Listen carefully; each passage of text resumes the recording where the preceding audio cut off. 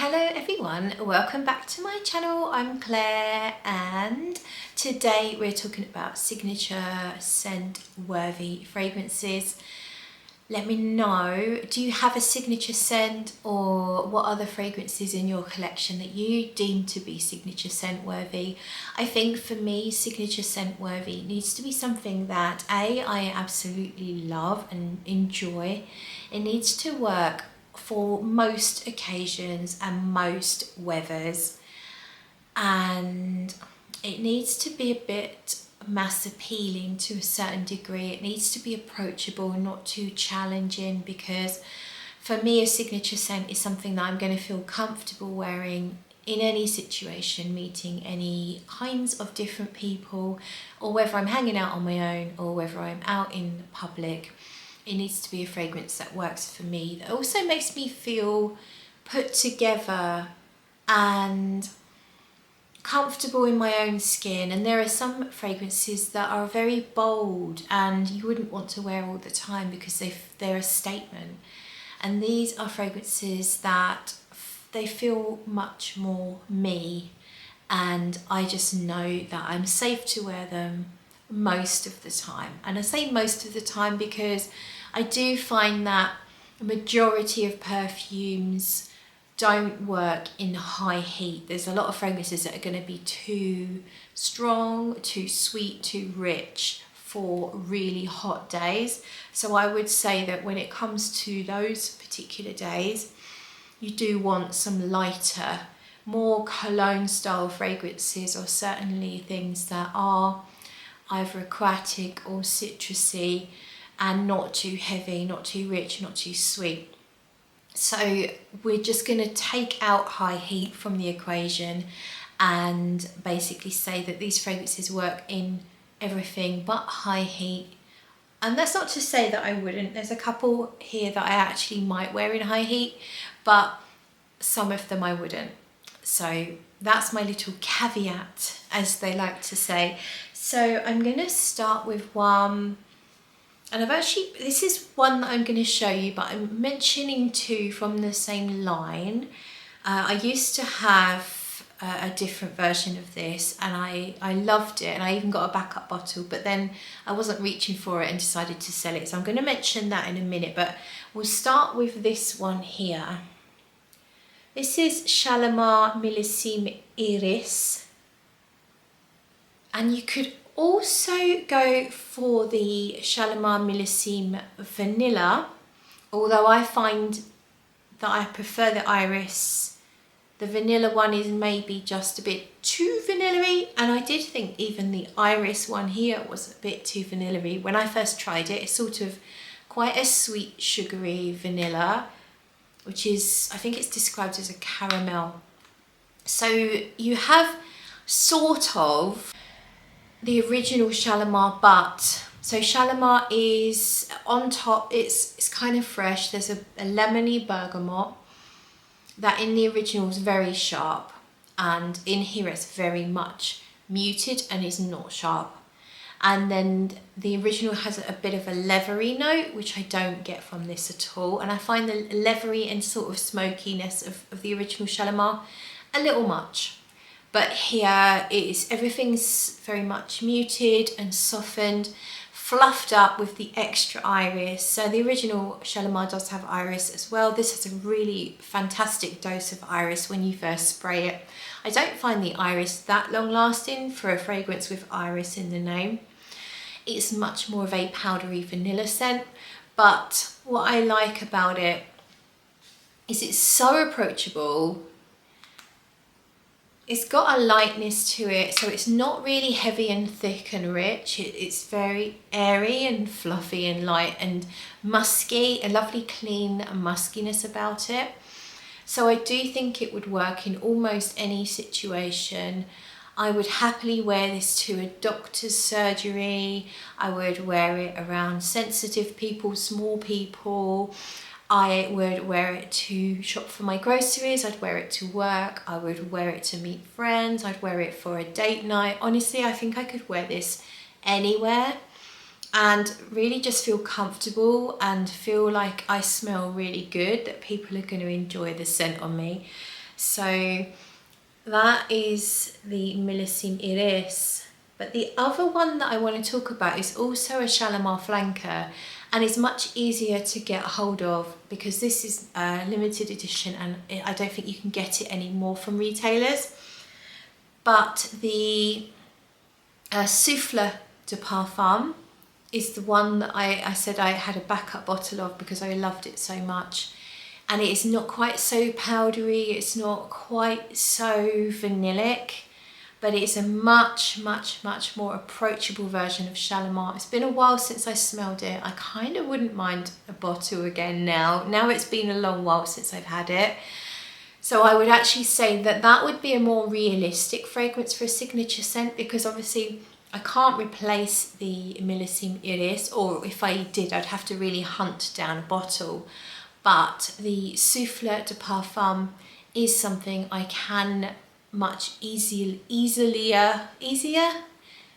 It's something I can find that is probably going to be easier to find. As far as I'm aware, it's not discontinued, but I haven't checked. So do let me know, but I definitely do see it on eBay quite a lot. I think there's no shortage of bottles. So I would actually recommend, if I was recommending to you and you don't have the Millésime Iris, then go for the Souffle de Parfum.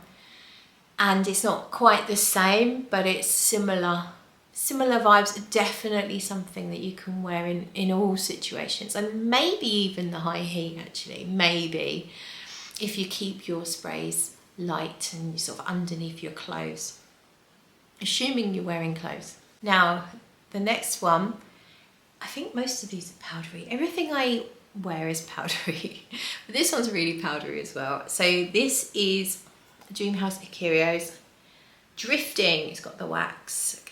It's called Drifting. This is a lavender fragrance for people who don't usually like lavender. That's me, by the way.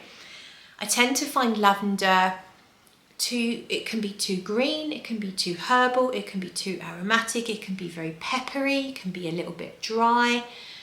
And generally speaking, I just don't love it in perfume. I have no issue with smelling lavender from a lavender bush or on someone else, or as a room smell, but I just don't generally want lavender as the main note in my perfumes. However, I feel that Mr. Dreamhouse, Vincent himself, the Willy Wonka of perfumery, I think he's done his magic with the lavender in here, and he's smoothed it right out, and he's actually removed the green and the herbal and the aromatic aspects of the lavender, just leaving this soft purple floral element of the lavender without any harshness, any abrasiveness, any bitterness. And then he's added what smells like musk, a little hint of vanilla, lots of powder. Okay, my light's just gone off, but we're just gonna go with it because I can't be asked to stop and have to charge it up, so apologies.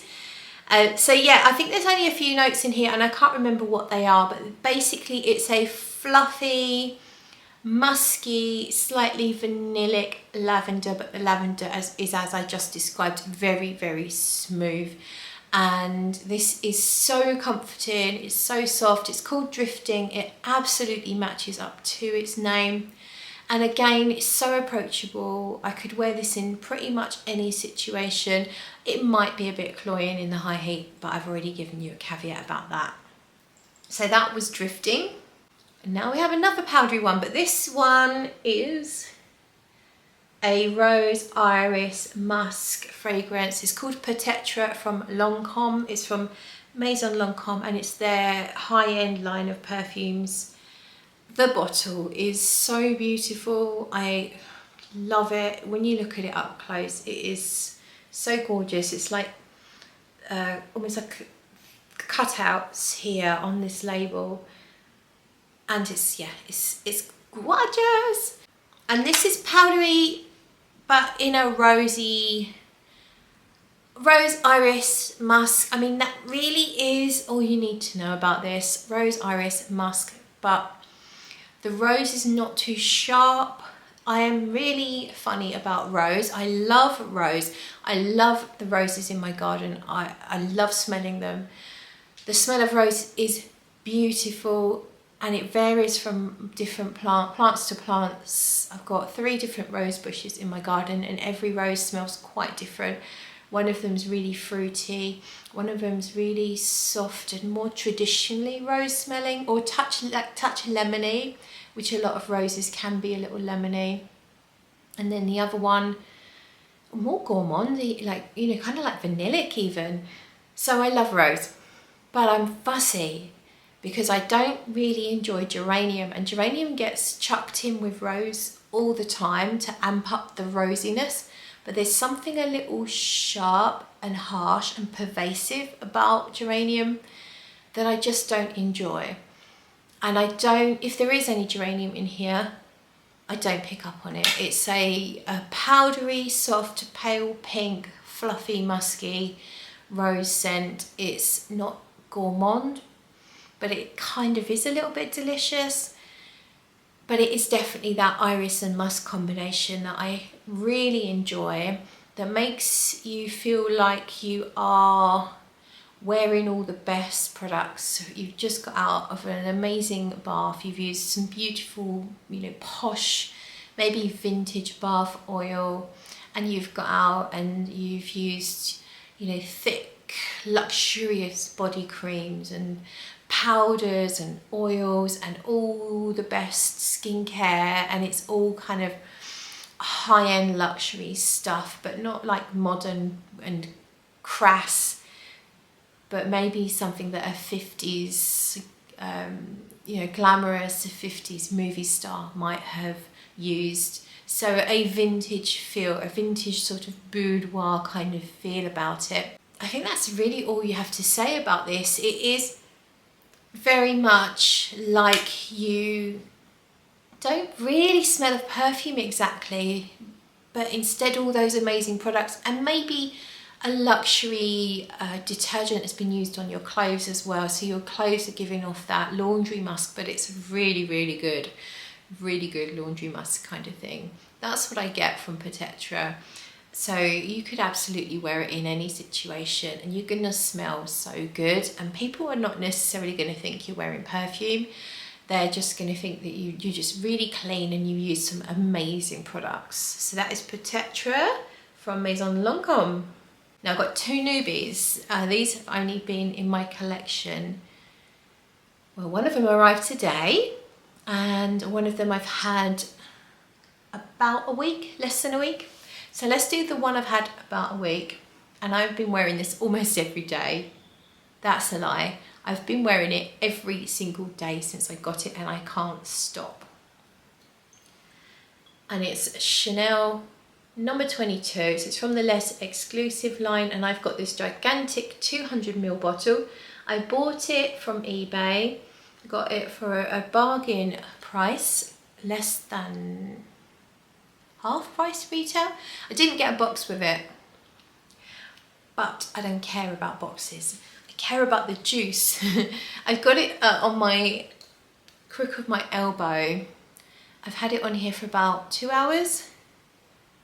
So now we're in the warm, musky, floral, vanilla dry down. But the opening, this is so not my usual thing. I'm gonna spray it now, a fresh spray. The opening is really aldehydic, and I didn't think I was that much of a fan of aldehydes. I do sometimes enjoy aldehydes in fragrances, but I've never been one to embrace Chanel number 5. I've always found it harsh, a little bit too sharp, a little heavy. Something to do with the aldehydes and maybe the jasmine, or something's a bit much for me in Chanel number 5. So I've always felt like aldehydes just aren't really for me if they're going to be a main feature of a perfume. So I've always hesitated to bother to try 22. And I spent enough time at Chanel counters sniffing the Les Exclusives. But I've always avoided 22 because I know it's aldehydic. or maybe I've picked up the lid and gone, oh yeah, it's aldehydic. But it was Super Decob's actually a couple of videos Super Decob did on 22, where he's talking about the notes and the development. He's talking about the like the vanilla and how it really warms up, and the difference between the eau de toilette from Jacques Polge and the eau de parfum from Olivier Polge. And he's saying that Olivier generally warmed up all the eau de toilettes when he made the eau de parfums. He warmed up the formulas, he kind of like sort of sweetened them, warmed them up. And he was talking about the vanilla coming through in 22 and the ylang ylang. And I just thought, I've never given it a try. I have no idea what the dry down is like in 22, because I've just been put off by the aldehydes. And I really felt compelled to try it 22 properly and just, you know, get through the opening to see what happens when it develops. And the strangest thing happened is I actually quite enjoy the opening. I really enjoy the opening. But then I really love how it develops. So the opening is very much aldehydic. It's definitely floral at the same time. Mixture of white florals with ylang ylang. Mixing with the fizziness of aldehydes, but I also get a little bit of a waxiness from the aldehydes as well as they develop. So it starts off with this kind of like blast of cold fizzy bubbles with the floral, but not heavy like Chanel No. 5. Lighter, fresher, maybe sweeter. And then as it develops, exactly as Decob described it, it warms up and you do start to notice the vanilla, and it's just lovely. And I could just wear it, and I have been wearing it every single day. And I do think this one would work even in the high heat, because it's not really vanillic, like it's not really heavily sweet. It's just a light touch of vanilla mixing with the florals. And the aldehydes hang around for ages, because I always thought aldehydes were a top note that disappeared really quickly. And I'm finding out, certainly on my skin, that is not the case. The aldehydes do hang on for hours in Chanel No. 22. They soften, they're not as strong and they're not as fizzy and they're not as sharp as they are in the opening, but they do hang around. And mix, as it starts to warm up, you've got the aldehydes and the vanilla coming through, and the florals, and it's heaven, honestly. And I'm so surprised at how much I've fallen for this. I spray it, I wear it during the day, I spray it on before I go to bed. I've just absolutely fallen head over heels. So I'm just so happy that I've got this massive bottle. And now I'm so curious to try so Chanel No. 22 was actually brought out in 1922. So there are, who knows how many different formulations over, as it's had to be reformulated over the years. I am fascinated to try some of the older formulations now. So that's a bit of a mission that I'm on at the moment. That and Gardenia, because Gardenia came out, I'm not sure the year, but probably not that long after 22, or certainly in the early years of Chanel. So really curious. The vintage rabbit hole is, I'm tumbling down that rabbit hole. Let me know if you're in a vintage rabbit hole, and is there any hope? So yeah, Chanel No. 22, versatile, might be too aldehydic for some noses, but if you like it, I think you'll find that it's very approachable, that you can wear it for myriad of different situations, locations, and all that jazz. I certainly would. I can see myself wearing it on a night out. I can see myself wearing it for a picnic in the park in the daytime. And in the end, just all the other mundane shit that we have to do as grown-ups. All of that, I can see me wearing it, and it's going to bring a little bit of joy to all of those less exciting situations. And finally, I've got a brand new perfume here. I've just filmed an unboxing, so that should already be up on my channel. And it is this Ormonde Jayne Levant. Oh my god. Hello, you see me through the bottle? Such a child. So Levant, I did spray that one here when I was filming the unboxing, so I've just got, it's been on my skin about 30 minutes. This is the ultimate versatile, approachable, pretty perfume.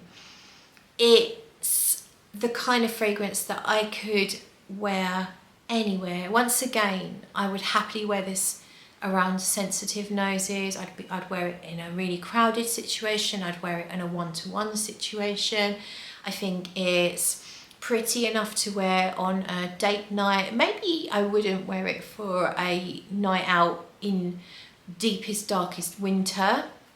I might want to choose something a little cozier, a little richer. But generally speaking, I could, and it would still perform. It's got this amazing sweet musky dry down, which I believe is like a mixture of vanilla and a lot of different, well, I'm guessing a lot of different musk molecules.